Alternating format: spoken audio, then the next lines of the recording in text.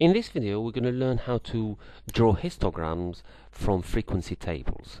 We do that using the same method as drawing pie chart. We have to have a frequency table first on the age of shoppers, for example. We go to insert, we click on columns, and we choose the 2D column.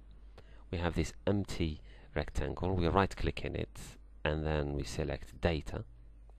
We click on add, we give the series name, which is in this case age of shoppers, and in the series values we delete all this and we highlight the frequencies for different categories. Click OK. Notice that the different categories are labeled as 1, 2, 3 all the way to 8. We control them by clicking on the horizontal category edit, and then we highlight the different grouped categories in this case, and we click OK, and we have our contextual categories. Click OK again, and we have this sort of bar chart.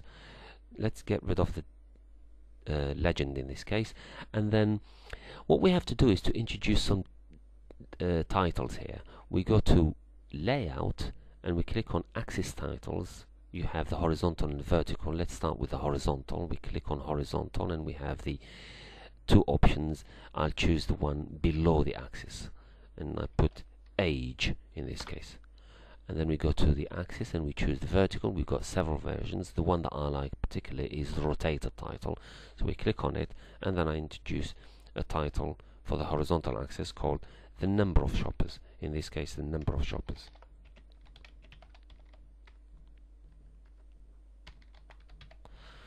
Okay, that's it. Now, because these categories follow each other, there is no need for a gap between the bars, and this is what constitutes a histogram.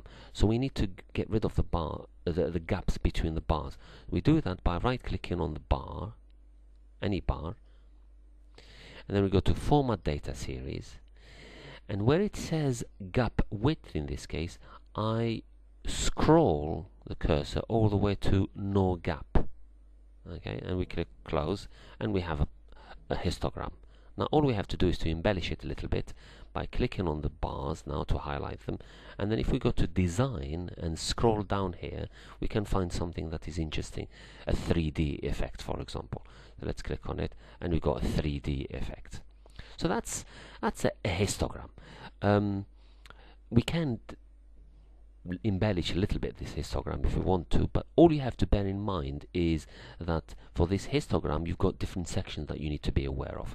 For example, this here, if you click on it, this is the bars area. You have the grid area that I'm clicking on. You have the various axes area. If I click on them, and you can edit every single one of them. And you've got the titles, different ones, and let's edit slightly the main title by going to home and then choose a smaller type size.